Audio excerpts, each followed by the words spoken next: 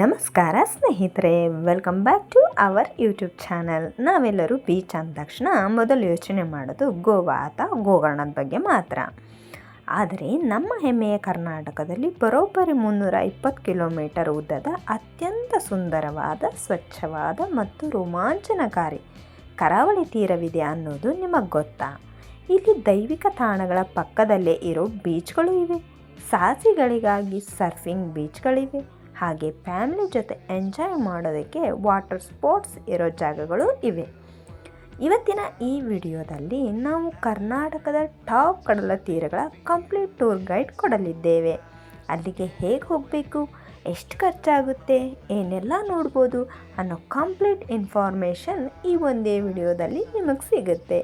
ನೀವು ಇನ್ನೂ ನಮ್ಮ ಚಾನಲ್ನ ಸಬ್ಸ್ಕ್ರೈಬ್ ಆಗಿಲ್ಲ ಅಂದರೆ ಈ ಕೂಡಲೇ ಸಬ್ಸ್ಕ್ರೈಬ್ ಆಗಿ. ಬನ್ನಿ ವಿಡಿಯೋ ಸ್ಟಾರ್ಟ್ ಮಾಡೋಣ.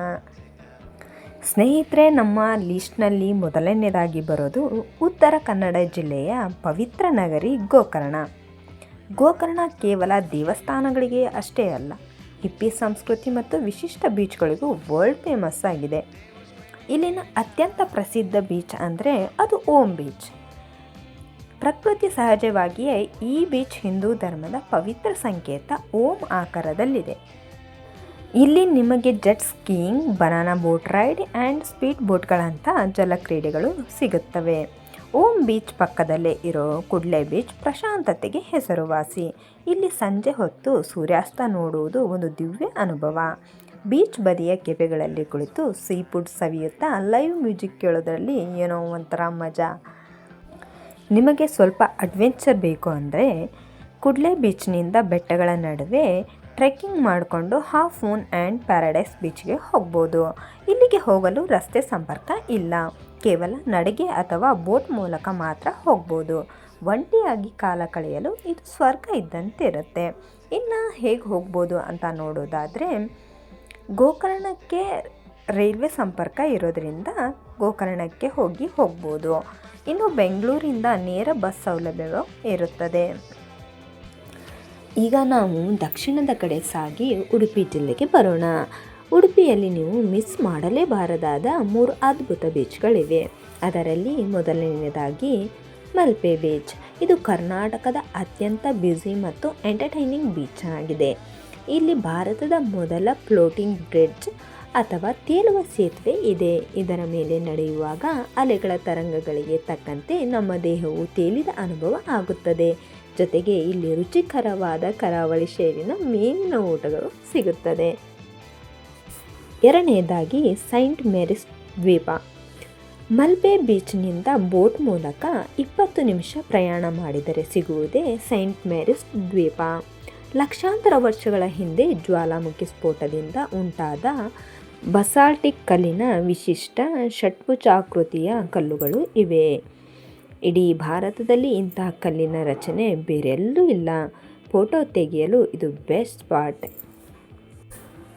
ಇನ್ನು ಕಾಪು ಬೀಚ್. ಉಡುಪಿಯಿಂದ ಕೇವಲ 15 ಕಿಲೋಮೀಟರ್ ದೂರದಲ್ಲಿರೋ ಕಾಪು ಬೀಚ್ ತನ್ನ ಬೃಹತ್ ಬಂಡೆಗಳು ಮತ್ತು ಐತಿಹಾಸಿಕ ಲೈಟ್ ಹೌಸ್ಗೆ ಪ್ರಸಿದ್ಧಿಯಾಗಿದೆ.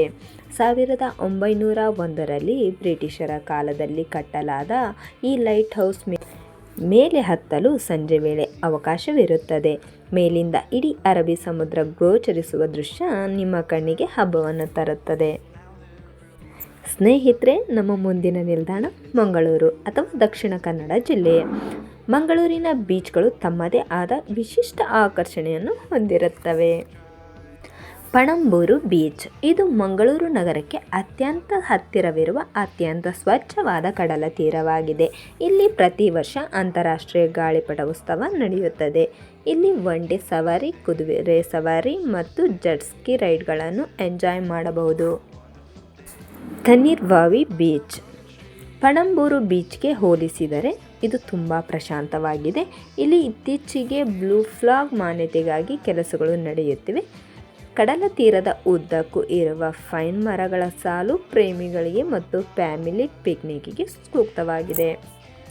ಇಲ್ಲಿಗೆ ಸುಲ್ತಾನ್ ಬತ್ತೇರಿಯಿಂದ ಬೋಟ್ ಮೂಲಕ ಇಲ್ಲಿಗೆ ಬರಬಹುದು. ಸಹಿ ಇಟ್ಲು ಬೀಚ್. ನೀವು ಕ್ರೀಡಾ ಪ್ರೇಮಿಗಳಾಗಿದ್ದರೆ ಸಹಿ ಇಟ್ಲು ಬೀಚ್ಗೆ ಬರಲೇಬೇಕು. ಇದು ಕರ್ನಾಟಕದ ಅಧಿಕೃತ ಸರ್ಫಿಂಗ್ ಹಬ್. ಇಲ್ಲಿ ಪ್ರತಿ ವರ್ಷ ರಾಷ್ಟ್ರೀಯ ಸರ್ಫಿಂಗ್ ಸ್ಪರ್ಧೆಗಳು ನಡೆಯುತ್ತವೆ. ಶಾಂತ ಹಾಗೂ ಜನದಟ್ಟಣೆ ಇಲ್ಲದ ಈ ಬೀಚ್ ಬಿಳಿ ಮರಳಿನಿಂದ ಕೂಡಿದೆ. ಇಷ್ಟೇ ಅಲ್ಲದೆ ಉತ್ತರ ಕನ್ನಡ ಜಿಲ್ಲೆಯ ಮುರುಡೇಶ್ವರ ಬೀಚ್ ಕೂಡ ಪ್ರಮುಖವಾದದ್ದು. ಇಲ್ಲಿ ವಿಶ್ವದ 2ನೇ ಅತಿ ಎತ್ತರದ ಬೃಹತ್ ಶಿವನ ಮೂರ್ತಿ ದರ್ಶನ ಪಡೆಯುತ್ತಾ ಪಕ್ಕದಲ್ಲಿ ಇರೋ ಸಮುದ್ರದಲ್ಲಿ ಆಟವಾಡಬಹುದು. ಆಧ್ಯಾತ್ಮಿಕತೆ ಮತ್ತು ಪ್ರವಾಸೋದ್ಯಮದ ಪರಿಪೂರ್ಣ ಸಂಗಮ ಇದು. ಇನ್ನು ಕೊನೆಯದಾಗಿ ಕಾರವಾರದ ರವೀಂದ್ರನಾಥ್ ಟ್ಯಾಗೂರ್ ಬೀಚ್. ಮಹಾಕವಿ ರವೀಂದ್ರನಾಥ್ ಟ್ಯಾಗೂರ್ ಅವರು ಇಲ್ಲಿನ ಸೌಂದರ್ಯಕ್ಕೆ ಮರುಳಾಗಿ ತಮ್ಮ ಮೊದಲ ಕವಿತೆಯನ್ನು ಬರೆದಿದ್ದರಂತೆ. ಇಲ್ಲಿ ಭಾರತೀಯ ನೌಕಾಸೇನೆಯ ನಿವೃತ್ತಿ ಯುದ್ಧ ನೌಕೆ INS ಚಾಪೆಲ್ ಅನ್ನು ಮ್ಯೂಸಿಯಂ ಆಗಿ ಪರಿವರ್ತಿಸಲಾಗಿದೆ. ಇದನ್ನು ಮಕ್ಕಳಿಗೆ ತೋರಿಸಲು ತಪ್ಪಿಸಬೇಡಿ. ಸ್ನೇಹಿತರೆ, ಈ ಎಲ್ಲ ಬೀಚ್ಗಳಿಗೆ ಭೇಟಿ ನೀಡಲು ಅಕ್ಟೋಬರ್ ತಿಂಗಳಿನಿಂದ ಮಾರ್ಚ್ ತಿಂಗಳ ಅತ್ಯುತ್ತಮ ಸಮಯವಾಗಿದೆ. ಮುಂಗಾರು ಮಳೆಯ ಸಮಯದಲ್ಲಿ ಅಂದರೆ ಜೂನ್ನಿಂದ ಸೆಪ್ಟೆಂಬರ್ವರೆಗೆ ಸಮುದ್ರಕ್ಕೆ ಇಳಿಯುವುದು ತುಂಬ ಅಪಾಯಕಾರಿ. ಅಂದಹಾಗೆ ಈ ಎಲ್ಲ ಬೀಚ್ಗಳನ್ನು ಕವರ್ ಮಾಡಲು ನಿಮಗೆ ಕನಿಷ್ಠ 3 ರಿಂದ 4 ದಿನಗಳ ಟ್ರಿಪ್ ಪ್ಲ್ಯಾನ್ ಬೇಕಾಗುತ್ತದೆ. ಬಜೆಟ್ ವಿಷಯಕ್ಕೆ ಬಂದರೆ ಪ್ರತಿ ವ್ಯಕ್ತಿಗೆ ಸುಮಾರು 4 ರಿಂದ 5 ಸಾವಿರ ರೂಪಾಯಿಗಳಲ್ಲಿ ಈ ಸುಂದರ ಕರಾವಳಿ ಪ್ರವಾಸ ಮುಗಿಯಬಹುದು. ನಿಮಗೆ ಈ ವಿಡಿಯೋ ಇಷ್ಟ ಆಗಿದ್ದರೆ ದಯವಿಟ್ಟು ಲೈಕ್ ಮಾಡಿ, ನಿಮ್ಮ ಟ್ರಾವೆಲ್ ಪಾರ್ಟ್ನರ್ ಜೊತೆ ಶೇರ್ ಮಾಡಿ. ಈ ಬೀಚ್ಗಳಿಗೆ ನೀವು ಈಗಾಗಲೇ ಯಾವ ಬೀಚ್ಗೆ ಭೇಟಿ ನೀಡಿದ್ದೀರಾ ಅಂತ ಕೆಳಗೆ ಕಮೆಂಟ್ ಮಾಡಿ ತಿಳಿಸಿ. ಮುಂದಿನ ವಿಡಿಯೋದಲ್ಲಿ ಮತ್ತೊಂದು ಅದ್ಭುತ ಜಾಗದೊಂದಿಗೆ ಸಿಗೋಣ. ಅಲ್ಲಿಯವರೆಗೆ ಟೇಕ್ ಕೇರ್, ಬಾಯ್ ಬಾಯ್, ಧನ್ಯವಾದಗಳು.